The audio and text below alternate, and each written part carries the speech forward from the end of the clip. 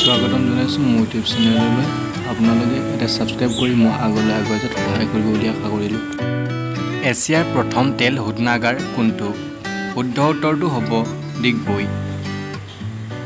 ডিগবৈ তেল শোধনাগাৰ কিমান চনত স্থাপন হৈছিল? শুদ্ধ উত্তৰটো হ'ব 1901 চনত।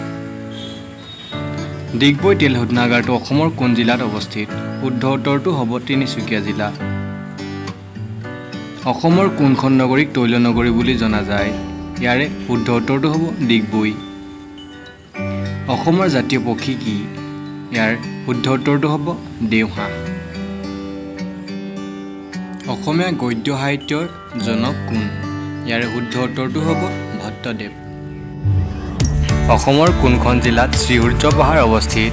ইয়াৰে শুদ্ধ উত্তৰটো হ'ব গোৱালপাৰা জিলা। অসমৰ আটাইতকৈ ওখ পৰ্বতমালা কোনটো? ইয়াৰ শুদ্ধ উত্তৰটো হ'ব বৰাইল পৰ্বতমালা।